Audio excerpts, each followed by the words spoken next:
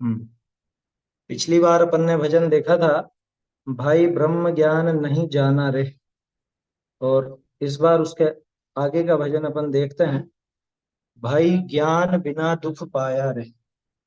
ये भी वैसा ही भजन है जैसा पहले था। उसमें था भाई ब्रह्म ज्ञान नहीं जाना रे। अब ब्रह्म ज्ञान नहीं जाना तो क्या हुआ? ज्ञान के बिना दुख पाया। ऐसी बात इसके अंदर है।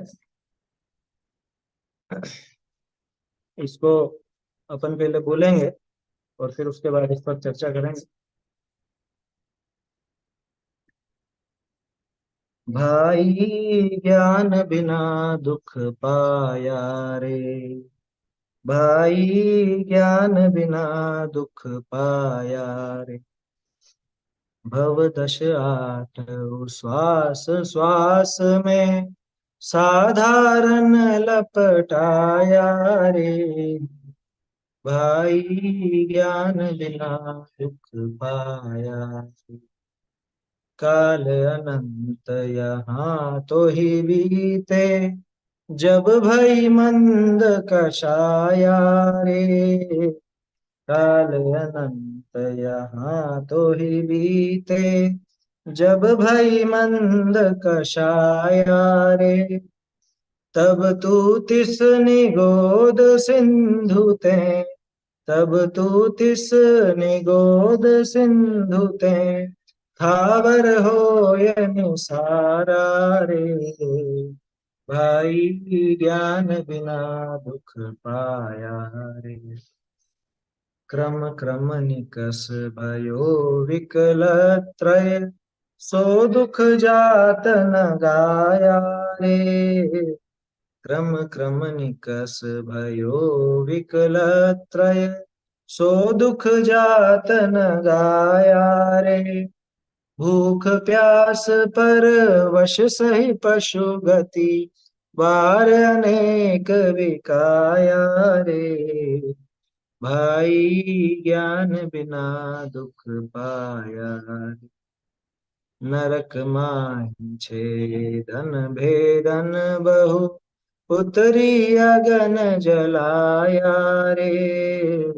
नरक माहि छेदन भेदन बहु, उतरी अगन जलाया रे। शीत तपत दुर्गंध रोग दुख, शीत तपत दुर्गंध रोग दुख, जाने श्री जिन राया रे। भाई ज्ञान बिना दुख पाया रे। भ्रमत भ्रमत संसार महावन, कब हूँ देव कहाया रे। भ्रमत भ्रमत संसार महावन, कब हूँ देव कहाया रे। लखी पर विभव सयो दुख भारी, लखी पर विभव सयो दुख भारी, मरण समय बिल लाया रे। भाई ज्ञान बिना दुख पाया रे। पाप नरक पशु पुण्य सुरग बसी, काल अनंत गमाया रे। पाप नरक पशु पुण्य सुरग बसी, काल अनंत गमाया रे। पाप पुण्य जब भय बराबर, पाप पुण्य जब भय बराबर, तब कहूँ नर भव पाया रे। भाई ज्ञान बिना दुख पाया रे। नीच भयो फिर गर्भ खयो फिर, जनमत काल सताया रे। नीच भयो फिर गर्भ खयो फिर, जनमत काल सताया रे। तरुण पने तू धर्म न चेते, तरुण पने तू धर्म न चेते, तन धन सुत लौलाया रे। भाई ज्ञान बिना दुख पाया रे। दरबलिंग धरी धरी बहु मरी तू, फिर जग भ्रमी आया रे। दरबलिंग धरी धरी बहु मरी तू, फिर जग भ्रमी आया रे। ध्यानत सरधा जुत गही मुनि व्रत, ध्यानत सरधा जुत गही मुनि व्रत, अमर होय तजी काया रे। भाई ज्ञान बिना दुख पाया रे। भाई ज्ञान बिना दुख पाया रे। देखिए बढ़िया भजन है, वैराग्य चिंतवन का भजन है, और कैसी हमारी स्थिति रही अनादि काल से आज तक, वो सब दिखाने वाला भजन है। भाई ज्ञान बिना दुख पाया रे। ज्ञान के बिना आज तक दुखी हुआ है, अथवा ये दुखी होने का एकमात्र कारण क्या रहा? ज्ञान नहीं दिया। अब कौन से ज्ञान के बिना दुख? मूल बात तो ये है, क्योंकि दुनिया में तो तरह तरह के ज्ञान की महिमा है। लौकिक में भी कहा जाता है शिक्षा ग्रहण करो, हैं, अशिक्षित मत रहो, पढ़ाई लिखाई करो, पढ़ोगे लिखोगे तो बनोगे नवाब, नहीं पढ़ोगे तो दुख उठाओगे। तो भाई ज्ञान बिना दुख पाया रे में यहाँ लौकिक ज्ञान की बात नहीं, आत्मज्ञान के बिना दुखी दुख पाया, सुख के ज्ञान के बिना दुख पाया। सीधी बात ये क्या, सुखी होने के लिए क्या चाहिए? सुखी होने के लिए सुख स्वभाव का ज्ञान चाहिए, है ना। सुख जहां भरा है उस आत्म स्वभाव का ज्ञान चाहिए, और वो ज्ञान आज तक नहीं किया, इसीलिए दुखी होता है।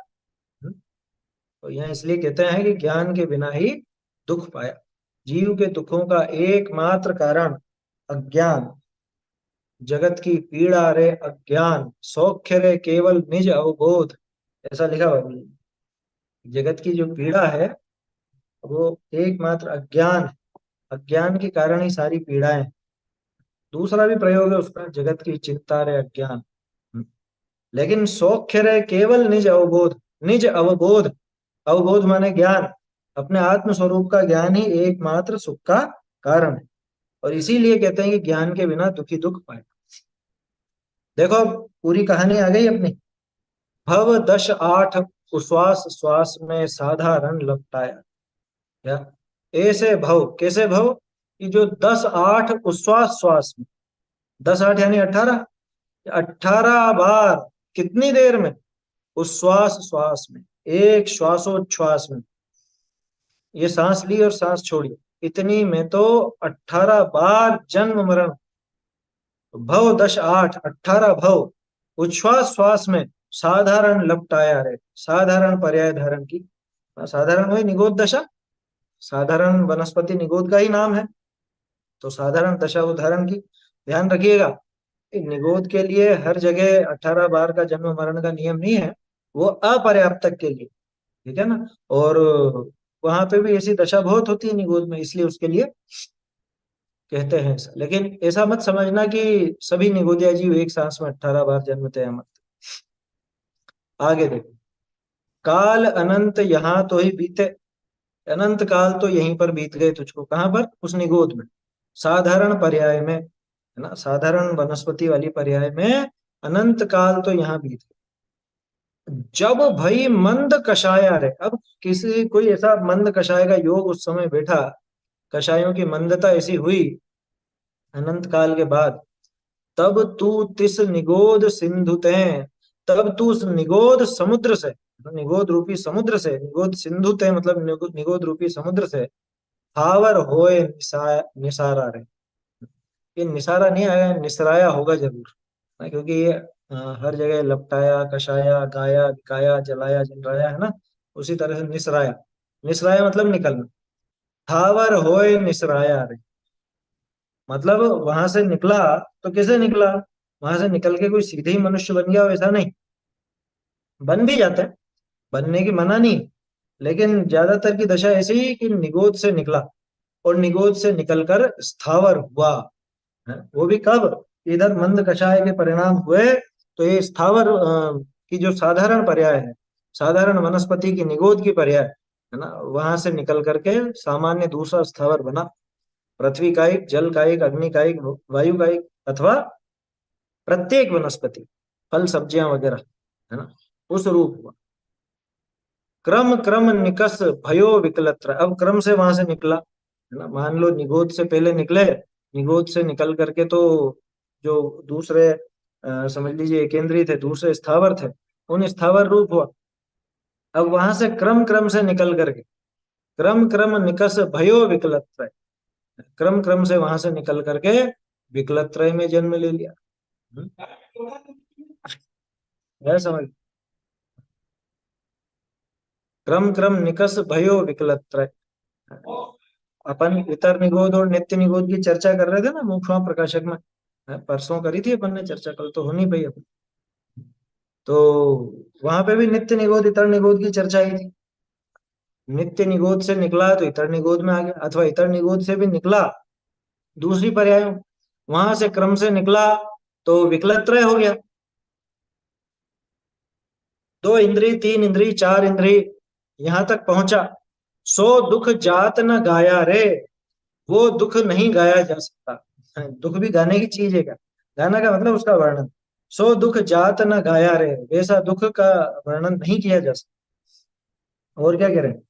भूख प्यास पर वश सही पशुपति, भूख प्यास ये सब और परवशता, ऐसा सब सहन करके पशु गति धारण की, अथवा पशु गति भी धारण की, तो उसमें भूख प्यास और परवशता ये सब अपन देखते हैं। इनको पानी पीने को नहीं मिलता। अभी गर्मी के मौसम में तो बहुत परेशानी होती है सभी जगह, क्योंकि आजकल तो सब शहरों में, बड़े शहरों में खुली नालियां भी खत्म होती जा रही हैं। खुली नालियों का काम खत्म तो सीवर सिस्टम चलता है सब अंडरग्राउंड। मान लो कोई गाय हो, कुत्ता हो, या और कोई भी जानवर हो, उसको पानी पीना है तो कहाँ जाए? पहले के लोग घरों के बाहर, आपने अगर पुराने शहर देखे होंगे, पुराने मकान देखे होंगे, हवेलियां वगैरह, तो उनके घरों के बाहर इसी पानी की होद बनी होती थी। क्या? पानी का ऐसा, ऐसी होद, जैसी होद समझते हैं, ऐसा चौकोर ऐसा टब जैसा रहता था, उसमें पानी भरा रहता था। तो उसमें कोई भी जानवर आता तो वो पी लेता, कुछ भी इस तरह से। ऐसे लोगों का भाव रहता था। आजकल तो कौन रखेगा बाहर? जगह की कीमत इतनी है कि बाहर खुली जगह, और वो भी जानवरों के लिए कौन छोड़ने वाला है? खाना पीना, जबकि ऐसा सुनने में आता है बड़े शहरों में से तो जानवरों को ही निकाल दिया जाता है। इंदौर के बारे में सुनते हैं कि वहां पे आपको खुले में कोई गाय वगैरह नजर नहीं है, कहीं पर गाय नहीं मिलेगी। है clean city, green city, clean, और इसके चक्कर में दूसरे जीवों को बड़ा परेशान किया जाता है। तो ये सारे तिर्यंच गति के दुख हैं। बोलो, खाने को मिलता है इनको? पूरे दिन भर आपको ये जो भी हैं, गाय हो कुत्ते हो, सब इधर से उधर जाते आते ही दिखेंगे। क्यों? ये एक जगह तभी बैठते हैं जब इनका पेट भर जाए। नहीं तो बेचारे दिन भर घूमते हैं, किस लिए? शायद कहीं कुछ मिल जाए खाने को। यहाँ नहीं मिला, थोड़ा अगले चौराहे पे मिल जाए, इस मोहल्ले में नहीं मिला, अगले मोहल्ले में मिल जाए। ऐसा उनको विचार होता है, दिन भर भटकते हैं। कौन देता है खाना, कौन देता है इनको? सोचो तो सही आप। जो शहर में रहते हैं जानवर, शहर में रहने वाले इंसान की तो खैर सब अपने अपने घर में बना लेते हैं। और अब तो इंसान भी ऐसे होशियार हो गए, वो रात बासी खा लेंगे, हैं? फ्रिज में रख करके खा लेंगे, यूं नहीं कि बच गया तो गाय को दे दे। अरे थोड़ा सा ज्यादा निकाल दो। देखो, इसको इस तरह से समझना कि मान लो अपन अ, अतिथि संविभाग के बारे में पढ़ रहे थे ना, तो अतिथि संविभाग जो व्रत है, अब अपन कोई सुयोग्य साधर्मी अपने को नहीं मिल रहा है जिसके लिए, जिसको अपन दान दे सके, आहार दान वगैरह अपन नहीं कर पा रहे हैं, तो कम से कम दया दत्ती के रूप में जानवरों को, है, कुत्ते हैं और गाय हैं, बंदर हैं, और कोई भी दिखे, बकरियां वगैरह तो दिखती ही नहीं आजकल, हैं, सुअर बकरियां तो दिखते ही नहीं, दो ही नजर आते हैं बस, गाय और कुत्ते। ज्यादा से ज्यादा बंदर दिख जाएंगे कहीं पर, बड़े शहरों में तो वो भी नहीं दिखेंगे। तो अगर दिखते हो तो थोड़ा बहुत उनको दे दो, उसमें क्या लगता है? ये पता है इसमें कोई विशेष दान वाली बात नहीं, लेकिन दया दत्ती तो है, करुणा का भाव तो है। लेकिन ध्यान रखना एक चीज, अभक्ष मत देना। लोगों की आदत होती है बाजार से बिस्किट के पैकेट खरीद के कुत्तों को खिलाते हैं। ये काम अब करने का नहीं अपना। जो आप खाते हो, जो भक्ष्य पदार्थ आप खाते हो, ऐसा ही मर्यादा का भक्ष्य पदार्थ खिलाओ उनको। रात बासी क्यों खिलाओ? हाथों हाथ खिलाओ ना। जैसा आप अभी का बना खाते हो ऐसे उसको भी अभी का बना दो, क्या दिक्कत है उसमें? ज्यादा बना लो, 2 रोटी ज्यादा बनाओ, उसमें क्या दिक्कत है? आया समझ? थोड़ा दया का भाव रहना चाहिए। वैसे भी दान निकलता कहाँ है आजकल अब। हम्म। सोचो, सुपात्र अपने को हर जगह उपलब्ध है नहीं। तो सुपात्र मिल जाए तो श्रेष्ठ। लेकिन सुपात्र नहीं भी मिले तो दया दत्ती की एक भावना तो रहनी चाहिए। खैर, अच्छा एक चीज और बता दूं, उसको कोई बहुत बड़ा पुण्य मत समझ लेना। वो सिर्फ दया का भाव आया है, सिर्फ करुणा का भाव, वो भी किस लिए कि अरे इनके जैसे तिर्यंच बन के हमने भी कई बार ये भूख प्यास के दुख सहन करे, हम भी भूखों मर गए। आया समझ में? अकाल आदि के समय में मनुष्य बाद में मरते हैं, पहले जानवर मरते हैं। समझ में ही बात? जब अकाल पड़ता है ना, तो भाई जब मनुष्यों को नहीं मिल रहा खाने को तो जानवरों को कहाँ से मिले? वो पहले मरता है। और मनुष्य तो ऐसा है कि उन जानवरों को मार के खा जाता है। लेकिन जानवर जो शाकाहारी हैं वो तो अपना स्वभाव नहीं बदलते। भूख प्यास परवश सही पशु गति। तो ऐसे भूख की वेदना, प्यास की वेदना। अच्छा, और कोई सोचे कि जो पालतू जानवर है शायद उनको तो कम होती होगी। लेकिन पालतुओं के भी दुख कम थोड़े ना। और मालिक तो जब फुर्सत में होगा तब उसको खिलाएगा पिलाएगा। वो उसके हिसाब से खिलाएगा पिलाएगा, उस जानवर के हिसाब से थोड़े ना खिलाएगा पिलाएगा। वो जानवर बोल भी नहीं सकता कि मुझे भूख लगी है या प्यास लगी। बांध के रख देते हैं। और बांध के रखा है, जैसे मान लो एक रस्सी से बांध, और वो पीने का पानी उतनी दूर है कि जहां तक इसकी रस्सी नहीं पहुंचती। अरे पानी को देख देख के तड़पते रहे। समझ में आई बात? ये सब दुख अपन ने सहन किए हैं। भूख प्यास और परवश, परवशता तो है ही से। परवशता है ना, तिर्यंच गति में बहुत परवशता है। कोई दूसरा देवे खाने को तो मिले। स्ववशता कहाँ है? जंगल में तो फिर भी चलो स्ववशता कह लो, है ना, लेकिन वहां भी परवशता बहुत है। जंगल में भी वहां दूसरे के भय वगैरह की वजह से कोई जंगली जानवर दूसरे हो, मांसाहारी जानवर, वो पीछे ना पड़ जाए, ऐसा भी रहता है। तो ऐसे पशु गति आदि में ये सब सहन करके बाहर अनेक बिकाया रे, बिक जाते हैं। बिकते ही है ना, जानवरों की तो खूब खरीद फरोख्त होती, मेले लगते हैं। घोड़ों के, भैंसों के, गायों के, ऊंटों के। हाँ, आया समझ में? ये सब इनके मेले लगते हैं, इनको बेचा जाता है। हमारे यहाँ पे कार्तिक के समय ऐसे खूब आते हैं, घोड़े वाले भी आते हैं, ऊंट वाले भी आते हैं, और वो भी आते हैं, गाय भैंसे वाले भी। सब बिकते हैं। बकरे वगैरह इनका तो सब सुना ही होगा। और जितने भी, एक ज्यादा बहुत से तो खाने के लिए बिकते हैं। हाँ? मछलियां हो गई, मुर्गे मुर्गियां हो गई, या ये हो गए और दूसरे जानवर, खाने के लिए बिक जाते हैं। कोई पालने के लिए बेचता है। और बहुत से पालने के लिए क्या बेचता है, असल में पालते क्या है, उनका दोहन करते हैं। तो उनसे अपने को लाभ मिलता भाई। गाय है, जैसे कोई गाय दूध देती है तो ये पालता है, और क्या सोचता है, देखो हम तो पाल रहे हैं। अरे तू क्या पाल रहा है? तेरा स्वार्थ साध रहा है। अगर तेरा स्वार्थ नहीं हो तो रखेगा? ऐसा। हाँ, ऐसा ऊँटों के साथ तो ऐसा देखा है यार। वहां पे जैसे मान लो ऊँट के चलते चलते उसका पंजा मुड़ गया या कुछ चोट लग गई, चल नहीं पा रहा है, छोड़ जाते हैं जंगल में। क्योंकि उस ऊँट को कैसे लेके जाए? हैं? वो चल सकेगा नहीं, वजन उठा नहीं सकेगा, और इनके काम आएगा नहीं, तो उसको मरने के लिए छोड़ देते हैं। ऐसे भी देखें, लंगड़ा हो जाता है बेचारा, लंगड़ाता चलता है, जंगली जानवर आकर के फिर खा जाते हैं, कुछ भी करते हैं। और सही है, गाय भैंस वगैरह का तो स्पष्ट ऐसा है, बड़े बड़ी शहरों में या इनमें तो बहुत देखा जाता है। या दूध देना बंद कर दिया, बूढ़े हो गए, अपने काम के नहीं, कसाई खाने में जाकर बेचा, बूचड़ खाने में बेच दिया। तो बाहर अनेक बिकाया, कभी किसी काम के लिए, कभी किसके लिए, कभी किसके लिए। कुल मिला के मनुष्य अपने स्वार्थ के पीछे जानवरों को बेचता है।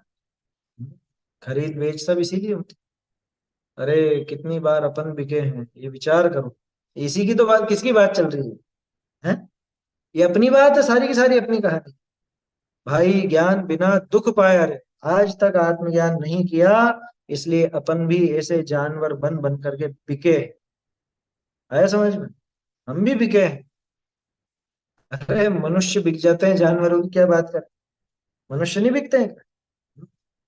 मनुष्यों को बेचा जाता था पहले, अभी भी बिकते हैं बहुत से देशों में। पहले दास प्रथा थी ना, दास प्रथा थी तो दास खरीदे बेचे जाते थे। अमेरिका में तो वो कितना आंदोलन चला था। हाँ? अमेरिका के दो तीन राष्ट्रपति तो इसीलिए लोगों को खलते थे, वो लिंकन वगैरह और ये सब, और दूसरे भी जिन्होंने ये दास प्रथा वगैरह का विरोध किया। हम्म, जो अश्वेत दास होते थे उनकी बहुत, मनुष्य भी बिकते थे। तो ये सब क्यों हुआ? ज्ञान बिना ये सब काम होता है। ज्ञान बिना मतलब अपन ने आत्मज्ञान नहीं किया तो ये सब दुष्टताएं अपने साथ भी हुई। हाँ, पहली ढाल में भी यही वर्णन है।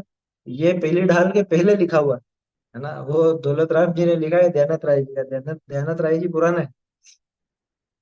हो सकता है दौलत राम जी को इनसे प्रेरणा मिली हो, क्योंकि एक आध भजन तो ऐसा है जो बिल्कुल same to same दयानत Rai ji का दौलत राम जी का भी मिलता है। दो चार पंक्तियों का अंतर मिलता है। जैसे शायद हम तो कभू ना निज घर आए, वो दौलत राम जी का भी और दयानत राय जी का भी, दो जनों का है।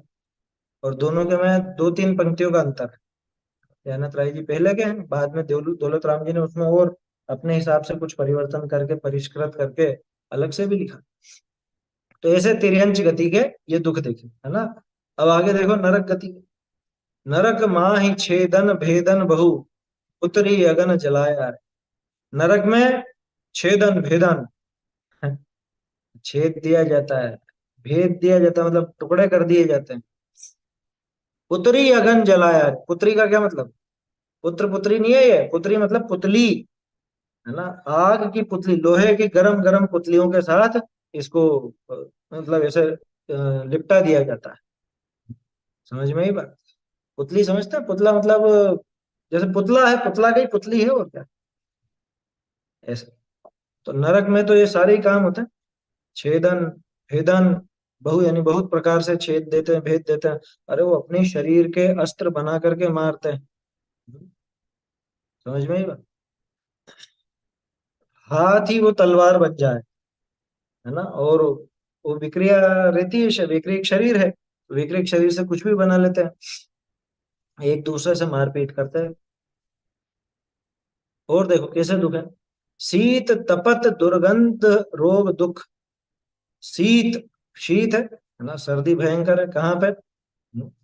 पांचवा जो नरक है, पांचवें नरक के तीसरे भाग से नीचे तक, यानी कि वो तो पांचवा तो आधा रह गया, आधे से कम। और छठा और सातवां, इसमें है भयंकर सर्दी। ठीक है। और गर्मी कहाँ है? पहले नरक से पांचवें नरक के दो हिस्से तक। आया समझ में? पांचवें नरक के दो तिहाई, ना यूं समझ लो 66% पांचवा नरक तो गर्मी के, भयंकर गर्मी हो, भयंकर गर्मी।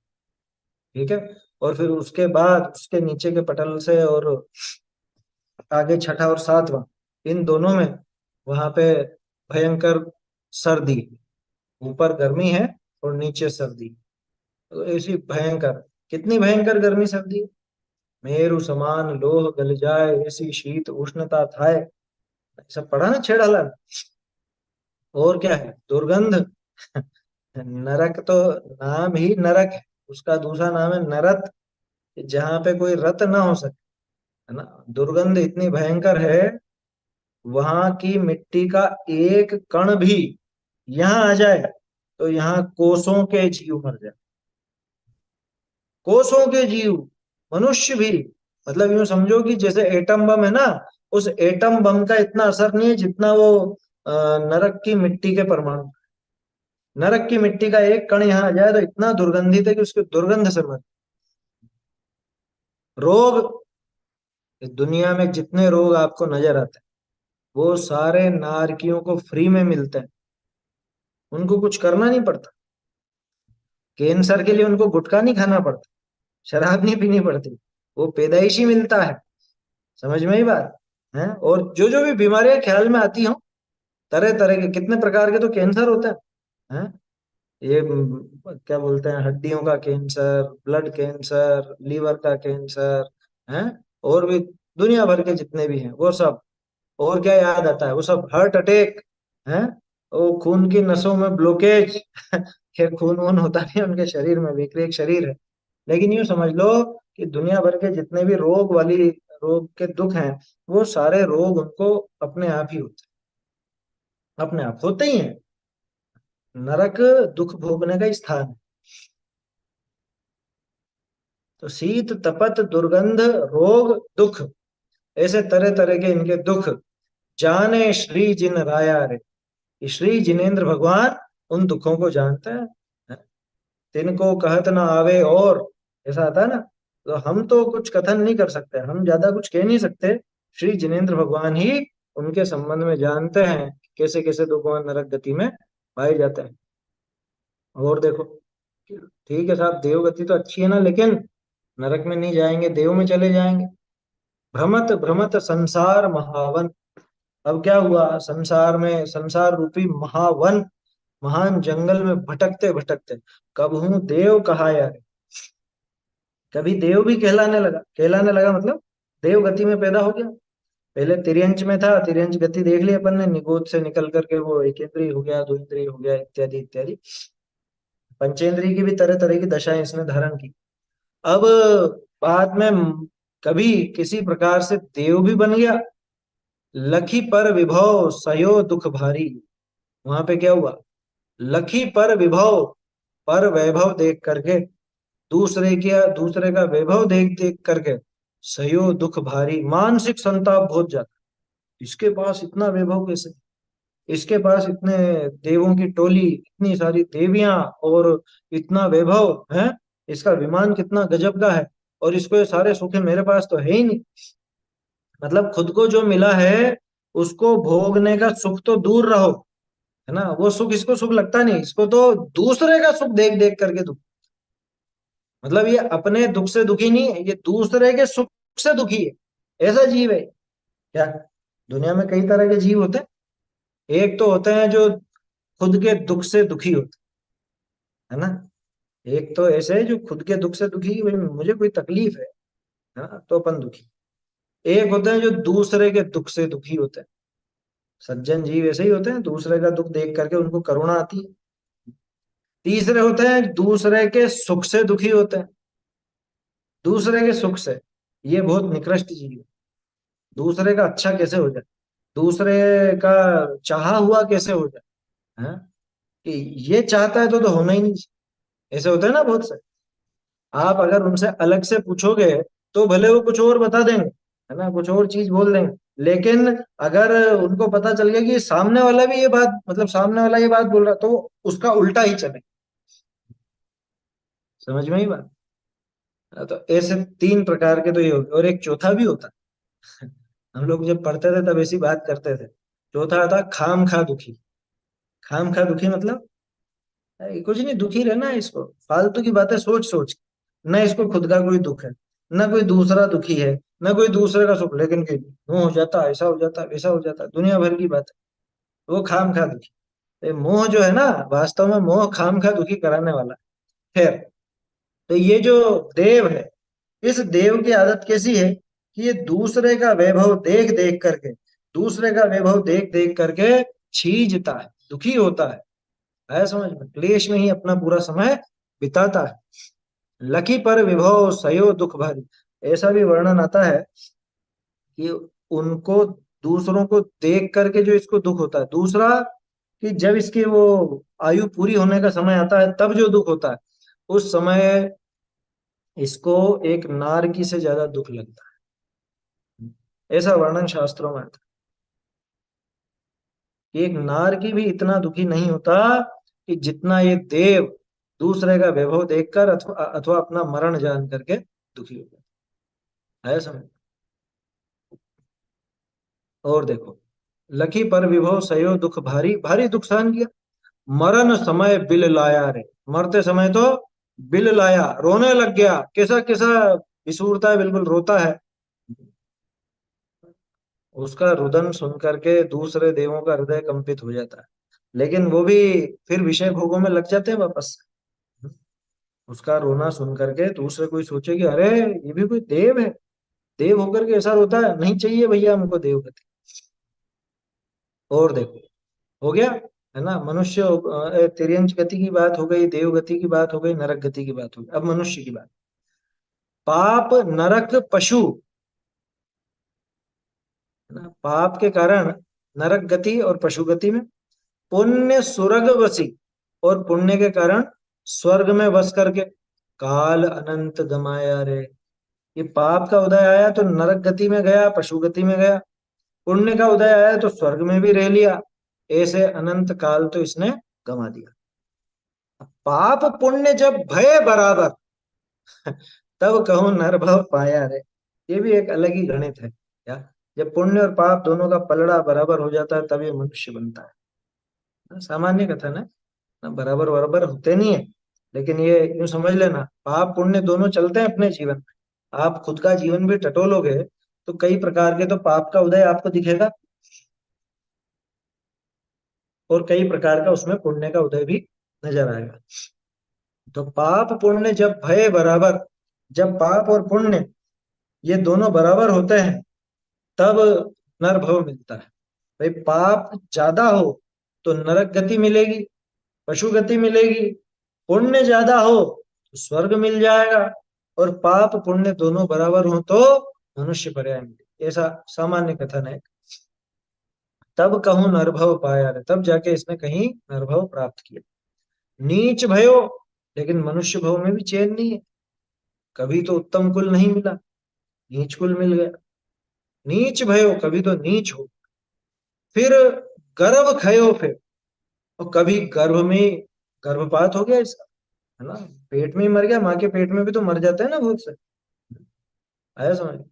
नीच भयो फिर गर्भ खयो फिर, नीच हो गया, गर्भ से गर्भ में मरण हो गया। जन्मत काल सताया रे, जन्मते ही काल सताने लगा, जन्मते ही इसका समझ लीजिए मृत्यु हो गई। तरुण पने तू धर्म न चेते, तरुण अवस्था में ना, युवा अवस्था में धर्म धर्म नहीं चेतता, धर्म की बात नहीं विचारता। यार अभी तो युवा है, अभी तो खाने खेलने के दिन है, अभी तो खाएंगे पिएंगे मौज से रहेंगे, ऐसा विचार करता है। जबकि वास्तव में तरुण समय ये ही धर्म के लिए है, युवा अवस्था जो है धर्म साधन के लिए। और इसको कहाँ लगाता है, तन धन सुत लो लाया रे।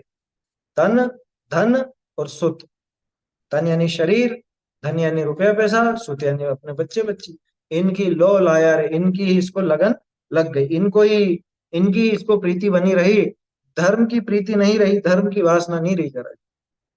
मतलब अगर ये मनुष्य कुल मनुष्य भव मिला भी सही, तो ये मनुष्य जन्म में कभी तो नीच हो गया, उच्च कुल नहीं मिला तो धर्म मिलने का साधन नहीं, और कभी मान लो उच्च कुल मिला भी सही तो जरूरी नहीं कि जन्म हो जाए, वो गर्भ में ही मर जाता।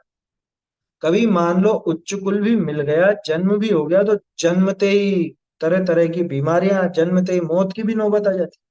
बहुत सौ का तो जन्मते ही मरण हो जाता है। किसी का कि 2-3 महीने का बच्चा हुआ फिर मर गया, साल भर का बच्चा हुआ फिर मर गया, या 5-7 साल का हुआ या 10 साल का हुआ, मर जाता है। ऐसी ऐसी दुर्दशा हो।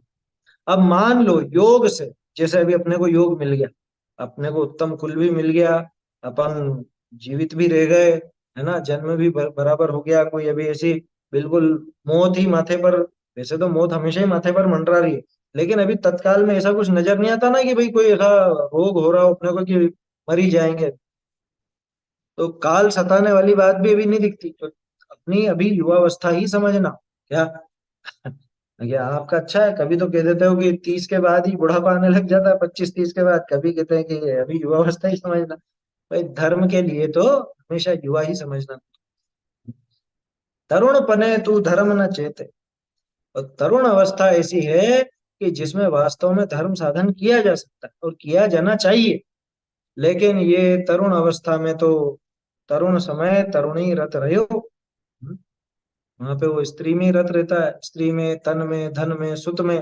कि अभी तो युवा हूं, अभी तो चाहूं जैसा बना लूं शरीर को, है, अभी बहुत कसरत कर कर ताकतवर हो जाऊं, या खूब शरीर पर ध्यान देकर के रूपवान हो जाऊं, इसमें लगा रहता है, रूप में या बल में, इसी के पीछे पागल हो जाता है। यूं नहीं सोचता कि ये जो समय है ये पूरे जीवन का श्रेष्ठ समय है, क्योंकि इस समय इंद्रियां वगैरह सबसे ज्यादा काम करती है, मतलब काम करती है का मतलब कि इस समय सब चीजें बराबर काम करती। कोई अभी कमर नहीं टूटी हुई है, कोई अभी ऐसे हाथ पांव नहीं दुख रहे हैं, या कोई भी इस तरह का रोग नहीं है। सब इंद्रियां बराबर काम कर रही है, अच्छे से दिख रहा है, अच्छे से सुनाई दे रहा है ना, दौड़ भाग जो करनी है सब करना। तो ये युवावस्था ही है जिसमें धर्म साधन कर लेना चाहिए। तरुण पने तू धर्म न चेते। हाँ, ये उसमें आता है अपने अनित्य पंचाशत के अंदर भी इस तरह की बात आई थी ना। 20वां। भ्राम्यन काल अनंत मत्र जनने प्राप्नोति जीवो न वा। कभी तो अनंत अनंत काल मिल जाता है, लेकिन फिर भी प्राप्त नहीं होता मनुष्य को। और मनुष्यम यदि, अगर मनुष्य बना मिल जाए तो दुष्कुले, वहां पे दुष्कुल मतलब खोटा कुल मिलता है। तद अहता, वो पाप से मिलता है। पर आपतम पुनर्नश्यति, तो फिर मिलकर के नष्ट हो जाता है। तो ऐसे सब बातें आती है उसके अंदर, गर्भ की, गर्भ से जन्म की और इसकी। तरुण पने तू धर्म न चेते, युवावस्था में तू धर्म में चेत जा भैया, क्योंकि यही समय है ना धर्म मार्ग पर लगने और धर्म का साधन करने। बाद में नहीं होगा कुछ भी। ये सोचता है कि बड़े होकर करेंगे, बड़े होकर, और कितना बड़ा होगा अब। अब तो घटेगा, अब बढ़ेगा थोड़ी ना। समझ में ही बात। युवावस्था के बाद बढ़ना नहीं होता है। हाँ, बढ़ना जो होता है वो वास्तव में घटना है। बढ़ता क्या है, तोंद बढ़ती है, शरीर बढ़ता है, इधर उधर से बढ़ता है, और कुछ नहीं बढ़ता है उसमें बढ़ रहा है कि घट रहा है। ये शारीरिक क्षमता घटती है, तो धर्म साधन की क्षमता घट जाती है। युवावस्था में ही धर्म साधन करना चाहिए, लेकिन ये युवावस्था पूरी गंवा दी इसने, तन धन पुत्र इत्यादि के चक्कर में ही लगा रहा। और कदाचित धर्म धारण किया भी सही, तो कैसी गड़बड़ की। दरव लिंग धरी धरी बहु मरी तू। पिछले भजन में भी देखा था अपन ने, और बार बार ये चर्चा आती है। द्रव्य लिंग धारण कर करके बहुत बार मरा है, बहुत बार मरा। फिर जग भ्रम ही आया रे। कितना लिखा था भाव पहाड़ के अंदर, कितना आता कि द्रव्य लिंग, कोरा द्रव्य लिंग धारण करके इसने इतने भव धारण किए हैं कि अगर वो द्रव्य लिंग के समय के पीछे कमंडल का ढेर लगाओ तो सुमेरु से ऊंचा हो। द्रव्य लिंग धारण करके भी इतनी बार ये जन्मा है कि इसके जन्म होने पर, और जन्म के मरा, जन्मते ही हाथों हाथ मरा, तो इसकी माँ जो रोई, वो माँ के आंसू इकट्ठे किए जाएं तो सारे समुद्र छोटे। द्रव्य लिंग धारण करने पर भी, मतलब द्रव्य लिंग धारण करने के बाद अगर मतलब ये इतनी बार इसने इतनी बार जन्म धारण किया है कि अगर इसकी वो नाल, बचपन के केश नाल वगैरह इकट्ठे करें तो वो सब भी सुमेरु से बढ़कर के ज्यादा हो जाए। इतने इतना बड़ा ढेर है। तो इतनी बार तो द्रव्य लिंग धारण कर करके, द्रव लिंग धरी धरी बहु मरी तू, फिरी फरी जग भ्रम आया, और फिर से वापस से जगत में भ्रमण करता है। इसलिए दयानंद राय जी क्या कहते हैं, ध्यानत श्रद्धा जुत गही मुनि व्रत। दयानंद राय जी कह रहे हैं कि तू सच्ची श्रद्धा सम्यक दर्शन के साथ में युक्त है ना, सच्ची श्रद्धा से सहित मुनि व्रत को धारण कर, अमर होय तजी काया रे। ये शरीर छोड़ करके तो अमर हो जा, है समझ। हमेशा हमेशा का जन्म मरण खत्म कर दे, जन्म मरण का जो चक्कर चल रहा है इसको खत्म कर। और आज तक ये ज्ञान के बिना जो दुख पाया था, उस दुख का जल्दी से जल्दी नाश कर दे। ऐसी बात इस भजन में है, बहुत सुंदर भजन है, चिंतन करने लायक है।